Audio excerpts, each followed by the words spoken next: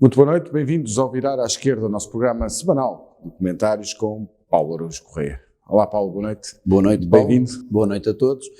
Hoje, se me permites, antes de entrarmos propriamente nos temas, permite-me felicitar-te e na tua pessoa felicitar toda a equipa da Novo, por numa altura de extrema dificuldade que nós todos estamos a passar, especialmente difícil para os empresários, por estes times de negociação aqui a fazer nas novas instalações de excelência nas quais nós estamos agora a gravar este programa, e por continuarem a fazer o vosso trabalho na região, investir, criar postos de trabalho e garantir que a informação chega aos penafidelenses e todo o povo da nossa região. Muito obrigado, Paulo, também fazes parte da equipa, és um colega aqui, uma cara forte no novo canal. É realmente a nossa resposta à crise e à pandemia, porque estamos nos tempos difíceis, mas penso que este tipo de canal, tudo que seja digital, é uma aposta que nós fazemos e para isso temos que responder nos piores momentos, mas agradeço as tuas palavras e sabes que aqui também é a tua casa e eu sei que te sentes muito bem aqui.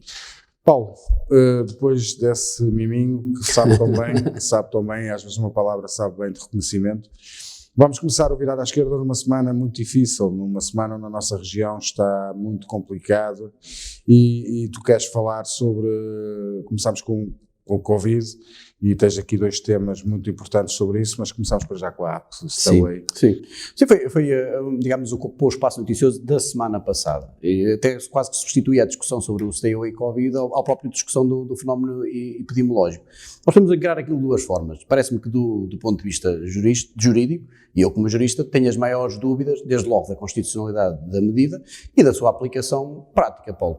Não me parece que seja minimamente plausível um polícia para poder fiscalizar se eu tenho ou não a instalação, a aplicação instalada no meu telemóvel, dar-me ordem de paragem, pedir-me o telemóvel para a mão, eu ter que lhe dar o meu PIN, o meu código de acesso ao telemóvel e ele verificar o meu telemóvel. Isso parece uma coisa absolutamente inexecuível.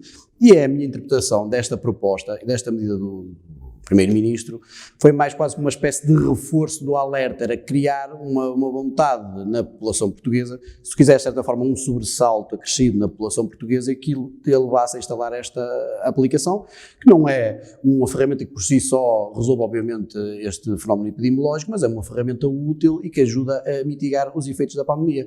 E a verdade é que após o anúncio da proposta de lei que foi apresentada à Assembleia da República, que visava tornar obrigatória a instalação desta aplicação, tivemos no próprio dia milhares de instalações novas da aplicação. Se tu me perguntas, é uma forma, colocar medo na população, se é uma forma que eu gosto de ver um governante atuar? Não, mas nós estamos a viver num período verdadeiramente excepcional, Paulo. E eu acho que uma parte da nossa população não estava, depois do desconfinamento que nós tivemos a fazer, não estava suficientemente desperta, se é que eu podemos dizer assim, para a gravidade da situação atual e do que ainda pode vir no futuro. Eu acho que estas medidas de exceção, mais uma vez, eu acho que ela nem sequer vai ser aprovada na Assembleia da República. Eu acho que foi mais esse impulso, esse quase sobressaltar da população que ela avisou e nunca a sua aprovação. O Primeiro-Ministro é um jurista reconhecido, o próprio parlamentar, tiveram várias vozes que se interrogaram sobre a legalidade e a constitucionalidade da medida. O próprio Presidente da República até falou em poder solicitar uma espécie de fiscalização prévia da sua constitucionalidade, para não estar a perder tempo. Parece-me, sinceramente, que está condenado ao fracasso do ponto de vista legal de tornar esta aplicação obrigatória. Agora, do ponto de vista de criar um impulso e uma dinâmica na população que leve à instalação voluntária da mesma, e a única interpretação desta aplicação é que ela tem que ser mesmo voluntária, parece-me dessa forma que foi útil a proposta e a medida. E apenas e só nessa medida. Agora sim, entramos aqui numa parte mais que nos diz respeito a todos, que é a evolução da pandemia e o impacto no Centro Hospitalar Tamia Sousa. Nós tive a oportunidade e a honra de entrevistar o Dr. Carlos Alberto aqui na passada quarta-feira, penso eu, e no qual ele teve a coragem de vir aqui dar a cara e muitas perguntas que foram até incómodas, porque são perguntas da população que eu fiz, no fundo eu fui a voz da população e fiz essas perguntas, e ele teve a coragem de dizer que nem tudo está bem, mas que ainda não há o caos no hospital. E é um pouco por aí que tu vais, não é? Sim, sim. Eu tive a oportunidade esta semana de escrever um artigo, não sei se conseguiste ver, em que eu classifiquei, eu utilizei o termo, dos derrotistas da nação. De facto há uma parte, infelizmente, ou melhor, felizmente uma parte pequena da nossa população que é quase torce para que as coisas corram mal, parece que para dizer no fim, estão a ver, eu tinha razão, eu ando desde o início a dizer que isto ia correr mal e eu no final tinha razão. E há uma parte pequena da nossa população que efetivamente se concentra apenas e só no que se faz mal. Paulo, é público, todos nós sabemos que esta nossa região, infelizmente, é a zona do país com maior número de Covid positivos, ou seja, pessoas infectadas com o vírus por cada 100 mil habitantes. Eu diria que um número tão massivo de contágios novos e de afluxo às urgências do Centro Hospitalar de Tâmega e Sousa colocariam em dificuldades qualquer hospital do país e qualquer hospital da Europa e do mundo que nós estamos a ver pela Europa fora e pelo mundo fora, Paulo. Logo, é natural, é perfeitamente natural que o Centro Hospitalar de Tâmega e Sousa esteja neste momento a sentir dificuldades no terreno, a vivenciar dificuldades, porque seria inevitável que assim fosse. Mas eu acho que também nos devemos concentrar no excelente trabalho que lá está a ser feito. Nós chegamos a ter, durante a semana passada, o triplo dos internamentos com Covid do Hospital de São João, por exemplo. E a verdade é que o hospital conseguiu sempre dar resposta, com dificuldades, com médicos, com enfermeiros, com auxiliares, com técnicos, a terem de trabalhar a 200% ou a 1000%, como eu costumo dizer, se calhar a abdicarem de folgas, dias de férias e a trabalhar no limite. É evidente que sim, mas eu acho que a forma de nós reconhecermos o trabalho de todas essas pessoas, desde o Conselho de Administração aos funcionários do hospital, dos médicos, dos enfermeiros, todos que lá, até os serviços de limpeza, todos que lá prestam trabalho, é valorizar e concentrarmos nas coisas positivas que estão a ser feitas e no esforço sobre-humano que todo o hospital está a fazer para conseguir responder à região. Paulo, e há uma greve agora dos enfermeiros. Eu próprio perguntei ao Dr. Carlos se sentia que havia uma desmotivação da parte dele, ele disse que sim. E realmente há coisas que não se entende, não é? Os enfermeiros não são aumentados, chegaram a receber tarde e mais horas, como tu dizes, as férias foram muitos cancelados, há uma greve marcada, Paulo, certo. Há um esforço grande, Paulo, e isso é verdade, não só no Centro Hospitalar de Tâmega e Sousa, mas em todos os hospitais. E isto é grave. O que se passa é que não se pode fugir, não se venham com coisas, porque se há 500 milhões de euros para investir na TAP, tem que haver 500 milhões de euros para investir na saúde, porque a TAP não pode existir sem a saúde. Primeiro, infelizmente, são bem mais do que isso que está a ser investido na TAP. Mas sim, tem que se entender isso. Eu estou a perceber o teu argumento. Tem que, de uma vez por todas, independentemente da pandemia ou não, são profissionais de saúde que cuidam de nós, e não só os profissionais de saúde, não só os enfermeiros. Certo. Já nem vou aos médicos, os enfermeiros, os auxiliares, os empregados de limpeza, essas pessoas não podem ganhar 900 euros nem 700 euros por mês, Paulo a trabalhar em folgas, não é? E o Carlos Alberto, no fundo, foi um pouco, não disse que não, mas isso é o problema da tutela, não é? Concordas comigo? Paulo, pronto, muito bem. Comigo? Tu introduz a questão de uma forma perfeita. E vamos lá ver, nós podemos desligarmos do caso concreto do Covid por um momento e fazermos uma discussão de fundo sobre o que é o Sistema Nacional de Saúde e sobre o facto de, durante anos a fio, nomeadamente os anos da Troika, se ter feito um desinvestimento crónico no Sistema Nacional de Saúde, que levou a inúmeras dificuldades e constrangimentos, a falta de profissionais, falta de equipamentos, dificuldades nas urgências, dificuldade de resposta dos hospitais. Também acho que não é possível ignorar, e é bom que as pessoas o façam e não se esqueçam, que ao longo dos últimos 4 anos, que foi feito um esforço significativo de reinvestimento no Sistema isto não é de agora no Sistema Nacional de Saúde. Já vai entrar. É exatamente isso que eu quero dizer, Paulo. Ao longo dos últimos 4 anos tem sido feito um esforço crescente. Poderás dizer, ainda não é suficiente? Claro que não. Mas tem havido uma preocupação concreta e crescente do atual governo, que já vinha de trás do anterior governo, e este é praticamente o mesmo governo, em que tem investido recorrentemente no Sistema Nacional de Saúde. Antes da pandemia, eu lembro-me de estar aqui a discutir contigo o Orçamento de Estado para 2020, e eu lembrava que uma das grandes medidas que lá estava inscrita era precisamente o reforço de 900 milhões de euros para o Serviço Nacional de Saúde. Ou seja, essa é uma preocupação que está devidamente identificada. Quanto a isso, nada. Quanto ao facto desses profissionais merecerem melhores condições para elaborar, com certeza que sim. Não só os enfermeiros, não só os auxiliares, não só os técnicos, não só os médicos, os profissionais do lixo, as forças de segurança, os professores. Há diversas classes que têm legítimas reivindicações e aspirações salariais. Várias classes, Paulo, não quero entrar em lugar, porque repare, não são só os médicos que estão a fazer um esforço acrescido, tens os bombeiros, que trabalham diariamente de forma abnegada, tens as forças de segurança, que trabalham abnegadamente e de forma empenhada, tens os profissionais de supermercados, que trabalham e colocam em risco a sua saúde, nunca pararam, mesmo durante o confinamento, continuaram a laborar. Há várias classes profissionais que efetivamente são verdadeiros heróis, não há outra forma de o dizer, e que merecem a sua situação laboral reconhecido, o esforço que eles estão a fazer devidamente reconhecido.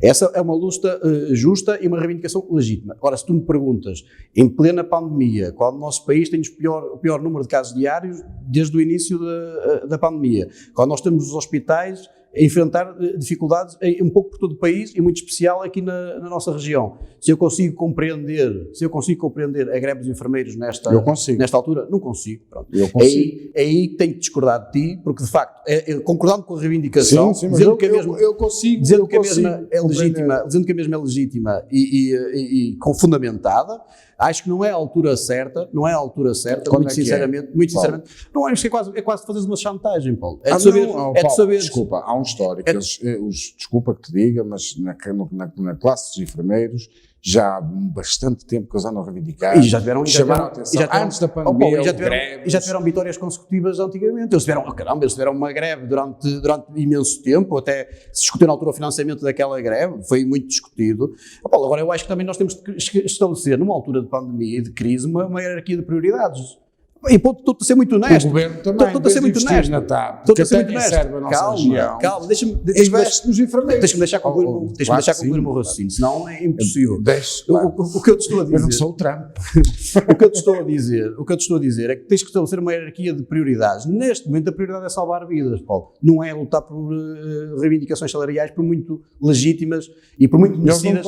E por muito merecidas que elas sejam. Desculpa de ser Trump outra vez, mas eles não estão a lutar só pelas reivindicações salariais. Eles estão a lutar condições de trabalho. Eu não digo o contrário, é o que eu estou a dizer. Isso é, mais uma vez, é uma luta legítima. Eu acho que para tratares de um doente, precisas de uma gase. Tu não me deixas responder. Deixa-me só dizer. Não, só dizer isso. Tu precisas de uma gase para tratares um doente. Se não a tiveres, como é que Paulo, e se não tiveres um enfermeiro a trabalhar no dia, estás numa situação de emergência em que quase não tens resposta, vão chegar lá pessoas ao hospital e os enfermeiros estão de greve, não tens gente para tratar. Então, a minha resposta é, achas que é a altura, muito sinceramente, de colocar em risco a vida das pessoas? O vírus em si. Pôr a vida das pessoas, mas os enfermeiros também são pessoas. Mas neste momento a vida das pessoas está em causa, não é a altura. Eu mais uma vez não digo, não tenho nada contra que as pessoas, o direito à greve é um direito constitucionalmente estabelecido e eu sou um defensor do direito à greve.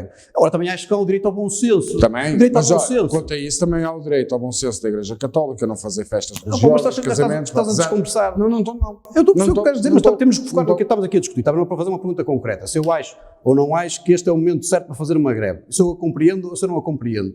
E eu volto a dizer o mesmo. E este é muito simples.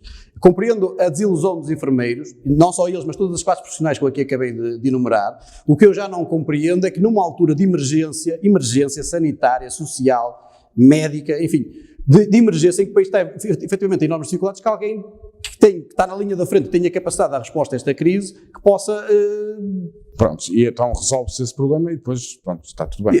Mas depois não está tudo bem, depois tem direito à greve, como já fizeram no passado. Até parece que a greve dos enfermeiros que é uma coisa nova, eles têm feito greves recorrentemente e durante muito tempo, Paulo.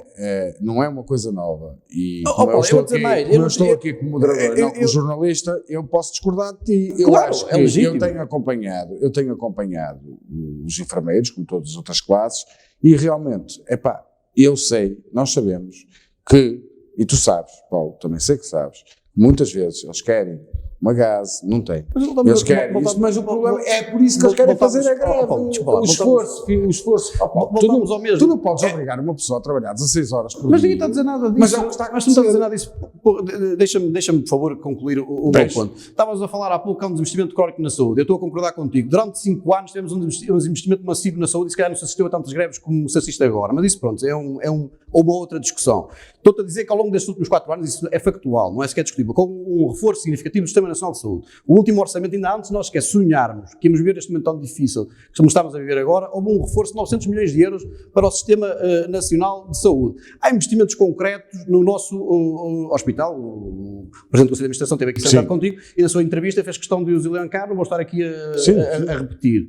O que eu te quero dizer é que, efetivamente, eles têm o direito à greve, devem fazê-lo. Agora, se esta é a altura, caramba, isto é o pico, neste momento estamos a viver o pico da pandemia, estamos numa dificuldade extrema, estamos a falar de pessoas que podem ficar sem atendimento, e ao ficarem sem atendimento estamos a comprometer a vida das pessoas. Tudo o resto que estás a dizer é importantíssimo, mas não estou a desvalorizar. Eu estou a dizer que numa altura de crise tem que haver, obviamente, uma hierarquia de prioridades, e no topo da prioridade de toda a gente, todo o país, não há desinferência, do país, tem que estar a vida humana e a salvar as vidas humanas. Completamente. E depois, mais uma vez, e por isso é que eu dizia, chamo-lhe eternos derrotistas da nação, porque eu não estou a dizer que não serve ser feito escrutínio, que não deve ser feita crítica, que não deve ser feita exigência. Estou a dizer é que haverá um tempo, que felizmente o Covid não vai durar para sempre, sim, felizmente não vai durar para sempre, haverá um tempo para fazermos todo esse escrutínio, para fazermos todo esse detalhe, para percebermos o que é que ainda é preciso no nosso Sistema Nacional de Saúde, para os enfermeiros voltarem a lutar ativamente e a reivindicar todos os direitos que eles entendam como legítimos e necessários. Eu só acho que não é em plena pandemia, no pico da crise, deve ser isso que deve ser colocado em causa e minar a confiança, porque isso não deixa de ser, minar a confiança nas nossas instituições, na capacidade de resposta dos hospitais, porque isso tem tudo consequências adversas. Repara bem, ao longo desta semana foram inúmeras as críticas ao Centro Hospitalar do Miguel e Sousa, que queriam criar... Isso já é outra discussão. Outra discussão. Não, mas agora porque é relacionado. Queriam criar na praça pública a convicção de que o hospital não tinha capacidade de resposta. Não é verdade, está em dificuldades, mas o hospital continua a responder.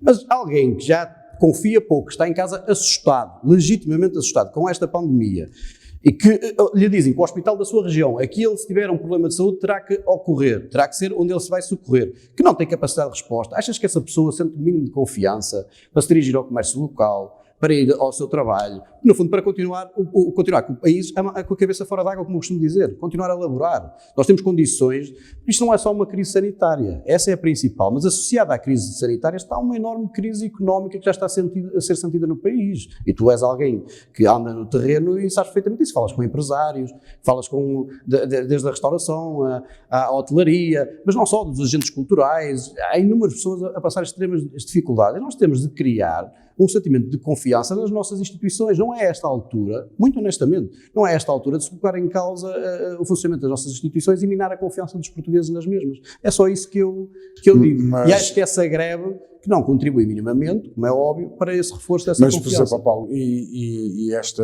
evolução da pandemia, nesta fase que nós estamos a passar, não concordas que isso são comerciantes que me falam até que muitas vezes estão a pagar o justo pelo pecador, exatamente vai em contra da ideia que o país tem que colaborar. Mas a verdade, por exemplo, aqui na região, cada vez os horários são mais curtos para a restauração e o que eles me dizem, aqueles que cumprem e que sempre cumpriram e fizeram um esforço para cumprir, houve investimento, teve que haver menos mesas dentro do restaurante, teve que haver mais...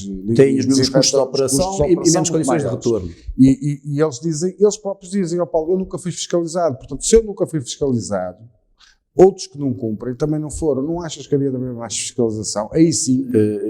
Mais uma vez, eu acho que já tenho a oportunidade de falar isto contigo.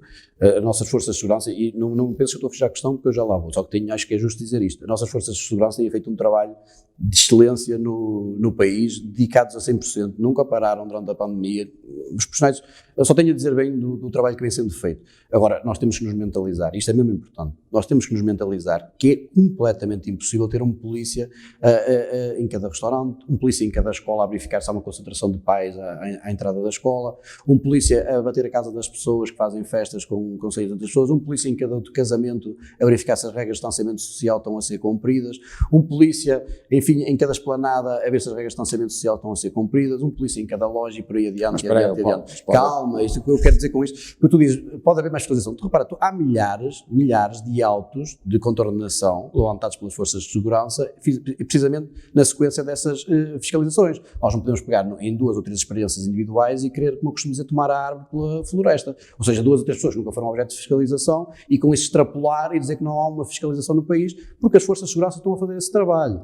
E repara, ainda são responsáveis, que também é outra coisa importante, por verificar que as pessoas que estão Covid positivos e que estão em isolamento profilático não abandonam as suas residências. Nós temos recursos humanos, nós, Portugal e qualquer país a nível mundial, os recursos humanos são finitos, Paulo. Eles não são infindáveis. Isto para dizer que tem que haver, obviamente, e estava a dizer paga o justo pelo pecador, tem que haver, obviamente, uma grande responsabilidade pessoal e individual. Nós temos assistido isto pelo mundo fora. Nós estamos a concentrar muito na situação portuguesa porque é que nos interessa. E interessa-nos ainda mais aqui a nossa região. Mas, por exemplo, a Bélgica, que é um país evoluído, onde está a Comissão Europeia, onde são as grandes instituições europeias, e hoje são 17 mil casos.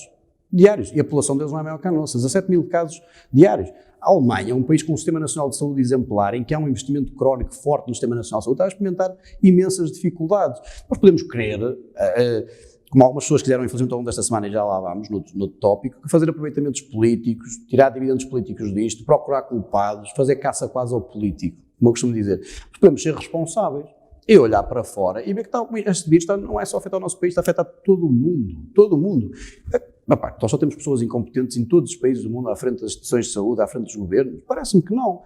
E parece-me também, mais ou menos indiscutível, quanto mais sabemos sobre este vírus, mais claro isso se torna, é que sem responsabilidade individual, sem nós usarmos máscara como temos que o fazer, sem desinfetarmos as mãos, sem mantermos o distanciamento, evitar contactos não essenciais, sem nós termos uma atitude responsável sobre este vírus, não há medida que resista a isso, Paulo. Não adianta ter ilusões. Nós podemos querer delegar a responsabilidade toda no Estado, que tem muita, mas podemos querer delegar a responsabilidade toda no Estado e fazer de conta que nós, individualmente, como cidadãos, que não temos... Não, isso também não. Podemos querer fazer isso, mas não é isso que nós temos que fazer e não é assim que vamos resolver esta pandemia. E agora entramos no estúdio e vimos aqui 4 jovens sem máscara. Pronto, é o que eu estou a dizer. Aqui fora é que eu chamei a atenção.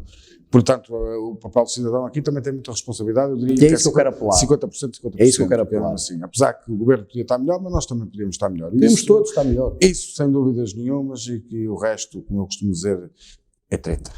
Muito bem. Passamos agora para as negociações do Orçamento de Estado de 2021, é outro tema que tu queres... Quero, Paulo, porque vejo com muita preocupação, quer dizer, é quase uma coisa, nós estamos aqui, acabámos de fazer aqui uma discussão acalorada, como é habitual em nós, e leal sempre. Sobre a pandemia e a preocupação que nos causa em ambos e causa em toda a população, e nós parece que estamos a querer acrescentar uma crise política em cima de uma crise sanitária, de uma crise económica. É uma coisa, eu realmente tenho alguma dificuldade em compreender o que está aqui a passar. Eu nunca me passou pela cabeça que as negociações fossem exigentes, que ninguém não darem uma carta em branco, como costuma dizer ao governo. Obviamente tinha que negociar, óbvio que sim, nada contra isso. Agora, de se colocar a forte possibilidade do orçamento não ser aprovado, isso é uma coisa absolutamente impensável. Nós vamos estamos a ver a maior crise sanitária da nossa geração. Não tenho memória de nada assim. E há assim. uma imagem que não passa uma crise económica em cima dela que é inevitável, já estamos a senti-la e a vivenciá-la. E agora vamos colocar o quê? Um governo em duodécimos para dirimir esta crise nos próximos meses? É que só há eleições em abril, na melhor das hipóteses. Isto está mesmo, temos mesmo os seus políticos a ponderar isto. E depois vi declarações, e isto não posso deixar de dizer, do Dr. Rui, que até foi uma pessoa que aqui já elogiei pela postura responsável que teve ao longo desta pandemia, deste combate que nos convoca a todos, a dizer, não foi ele, foi o líder do grupo parlamentar dele, por isso ele é responsável, e ele disse outra coisa, disse que ia votar contra, mas a dizer quase que se o governo pedir desculpa, se o António Costa pedir desculpa, nós podemos mudar o nosso sentido de voto. Mas isto é quase ao nível do AMU. Então, se pedir desculpa, o que está em causa aqui não é o superior interesse do país. O que é que interessa o suposto pedido de desculpa? É que é o AMU, a chatice. Não faz sentido absolutamente nenhum, Paulo. Colocar a decisão sobre o sentido de voto ao Orçamento de Estado vinculada a um pedido de desculpa, numa situação que nós estamos a viver aqui. Isto não faz sentido absolutamente nenhum. Isto a falar do PSD. Eu já aqui disse que eu acho que o melhor para a nossa democracia, e foi aquilo que os portugueses votaram nas últimas eleições, era uma solução de esquerda. O orçamento devia ser aprovado à esquerda. E também tenho visto declarações do Bloco de Esquerda, com alguma surpresa minha, a querer extremar posições e a colocar mesmo em causa umas declarações que eu nem consigo perceber, que deveria ser apresentado um novo orçamento. Reprova-se o orçamento da apresentação da Catarina Martins, disse numa entrevista que não faz absolutamente sentido nenhum. Repara, até podes não concordar com tudo que está agora no orçamento, mas tu ao votá-lo agora, ele não entra automaticamente em vigor, tu sabes, nem é automaticamente aprovado, isto é uma votação na generalidade, o que acontece é que ele não é aprovado, baixa a especialidade, todos os partidos têm, durante a discussão que se seguirá, a faculdade de apresentar propostas de alteração ao orçamento, apresentarem as suas ideias, debatê-las, fazê-las aprovar, melhorar o orçamento, ter lá as suas conquistas e as suas bandeiras. Nós estamos a recusar, estamos mesmo a colocar em causa de chumbar o orçamento à partida. E relativamente ao PC, eu já vi quem elogiasse o anúncio da abstenção do PCP como responsabilidade. Eu gostaria de recordar que o PC no último orçamento de Estado, na generalidade, até votou a favor e depois na votação final global votou contra. Estou contra. Isso não quer dizer que esteja disposto para viabilizar absolutamente nada, mas ao menos tenho que dizer que, relativamente ao Bloco, é uma posição mais responsável, porque ao menos permite ao orçamento baixar à especialidade e o PC continuar o diálogo construtivo com o Governo, no sentido de encontrarem um compromisso mínimo que lhes permita aprovar um orçamento que é absolutamente essencial, se calhar o orçamento mais importante da história da nossa democracia, Paulo. E os partidos vão falhar ao país, isto não faz sentido absolutamente nenhum. Eu não quero colocar também o Governo sem nenhuma responsabilidade. Obviamente que o Governo tem que estar disponível para ouvir os partidos, para encontrar uma solução, para encontrar caminho comum, mas este orçamento tem que ser aprovado. Sim ou sim, nenhum português compreenderia que o orçamento não fosse aprovado numa situação destas. Muito bem, Paulo, fica aqui a tua nota do Orçamento de Estado de 2021 e agora o tema da região, ou melhor, da tua terra, que é Penafiel. Queres dar foco à inauguração do novo quartel da Guarda Nacional Republicana na freguesia de Paços de Sousa? Sim, Paulo, sim, era um anseio, é público, é um anseio muito grande dos profissionais, dos homens e mulheres que lá prestam serviço, que servem uma população de 8.000 habitantes, Paulo, e que tinham condições, temos que assumir que não eram as mais dignas, nem as melhores, nem as que lhe davam as condições necessárias para eles prestarem um serviço de excelência à nossa população. Por isso é com grande satisfação e é um protocolo assinado, tem que se deixar isso claro, entre o Governo da República, neste caso o Ministério da Administração Interna e a Câmara Municipal, em que o Governo assegurou a totalidade do investimento, mas a Câmara Municipal cedeu o terreno ao Governo para fazer o quartel.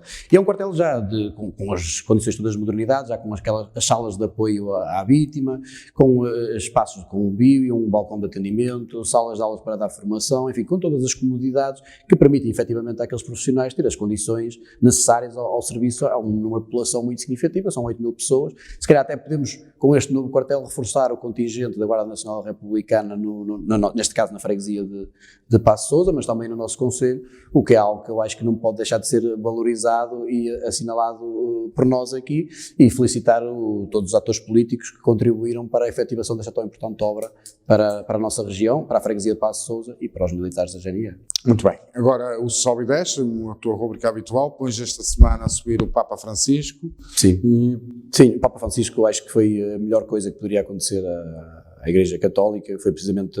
É um cristão. Exatamente, não, é um verdadeiro cristão, mas isso seria a condição necessária, digamos assim, a condição sine qua non em quem é Papa ser um cristão, mas no passado já vimos, não quero ir tão longe obviamente, mas se calhar nunca vimos um Papa tão ligado às pessoas, ao seu sentir. Eu acho que ele é uma lufada de ar fresco para a religião cristã, e eu podia colocar assim por muitos motivos, mas pelas declarações que ele prestou ao longo desta semana, num documentário, em que de facto dizia que todos os homens são filhos de Deus, independentemente das suas orientações sexuais, como é óbvio, e que têm direitos exatamente iguais, independentemente da sua orientação sexual, que consta da nossa Constituição da República Portuguesa. Isto parece dizer o óbvio. Parece ser dizer o óbvio, mas neste caso é um salto em frente na Igreja. Tu sabes que a Igreja durante muito tempo... E mesmo ele sabendo que arranja muitos anticorpos dentro da própria Igreja, não deixa de ser uma decisão corajosa para ele, e às vezes as pessoas dizem que é acompanhar os tempos, como se fosse uma coisa fácil, que a Igreja começa... Na verdade, os tempos que nós estamos a viver são tempos de trincheira. Se tomares atenção, do lado da barricada, criar barricadas, discursos de ódio, de conflito, de beligerância, pouco espaço para entendimentos, e a verdade o que ele faz é um discurso até em contraciclo, nesse sentido é um discurso em contraciclo com aquilo que é o espaço noticioso, e eu acho que é o discurso que permite à religião católica continuar a ser a religião mais relevante, pelo menos do mundo ocidental, não é? Parece-me indiscutível, e manter a sua importância, manter as pessoas com a sua fé, porque repara, a Igreja durante algum tempo excluía os divorciados, excluía os homossexuais, excluía toda a comunidade LGBT, é uma parte muito significativa da nossa população, provavelmente educada nos valores cristãos, provavelmente crente, e que não sentia que a Igreja o reconhecesse. Havia quase um divórcio da Igreja com uma franja muito significativa da nossa população. Eu acho que o Papa Francisco, e muitíssimo bem, o que está a fazer é recuperar toda essa população para a religião, dar-lhe espaço para desenvolverem a sua fé e as suas crenças dentro do espaço da Igreja Católica. Eu não posso deixar de louvar. Muito bem, agora a descer, distrital do PSD Porto. Bom, pronto, era o que eu dizia há pouco. Quer dizer, a distrital do PSD Porto, ao longo desta semana, emite um comunicado a achincalhar politicamente os autarcas da nossa região, e a responsabilizá-los a eles, a autoridades de saúde, pelos números assustadores de contaminações que nós temos na região. Ainda há pouco te dizia, até mesmo o Rui Rio, que é o presidente do partido a nível nacional, tem tido uma postura nesta matéria séria, a postura que é exigida. Ainda não tinha visto ninguém, nem sequer o André Ventura, parabéns, ainda não tinha visto ninguém tentar fazer aproveitamento político de uma forma tão grosseira, tão brejeira, chegando ao ponto de dizer que o António Costa veio aqui reunir com os autarcas para lhes puxar as orelhas. Quer dizer, numa altura de tanta dificuldade, como é que pode haver alguém cuja preocupação é tirar dividendos políticos da situação epidemiológica? Eu acho que nem para eles estão a ser bons. Não há ninguém na nossa população que compreenda isso. Ninguém compreende. Era bom termos aqui o António Cunha, não é? Era bom que ele nos conseguisse, de facto, explicar. Ainda por cima, em algumas daquelas dos autarcas que ele nomeia e que ele visa, tu soubeste, acompanhaste o processo eleitoral interno, nem sequer em alguns lados conseguiram apresentar candidaturas. Não tiveram ninguém disponível para se disponibilizar a trabalhar pela terra, pela região, a fazer fiscalização. Eu não quero estar a individualizar, mas é sabido. Nem sequer apresentaram candidaturas, ou seja, não tinham ninguém, a distrital, também é uma responsabilidade dele, não tinham ninguém naquela conselhia para fazer fiscalização política. O trabalho da oposição é também um trabalho muito importante para a democracia e para o melhoramento das condições de vida dos cidadãos a nível local. Não tinham ninguém. E depois, aí não havia distrital a dizer nada. Não mostrou um pingo de preocupação, pelo menos pública. E agora, numa situação de emergência social, o que se lembram de vir dizer é desancar, perdoa-me o termo mais popular, mas não deixa de ser desancar nas pessoas que estão assoberbadas de trabalho, em extremas dificuldades e que estão a dar o melhor de si para dar resposta às suas populações. Realmente, acho que de todas as pessoas com quem ia descer aqui, se calhar é mais merecida ao longo desta semana, é mesmo esta. Muito bem, Paulo, fica por aqui, o Virar à Esquerda desta semana. Esperemos estar aqui, que agora vamos vivendo de semana a semana, não é? Exatamente. O vírus não nos toca a nós e esperamos estar aqui em estúdio para um próximo Virar à Esquerda e desejo-te uma excelente semana. Muito obrigado. Quanto a si, já sabe, pode ver o Virar à Esquerda, se não o viu em direto, pode ver e rever em novumcanal.pt. Uma boa noite.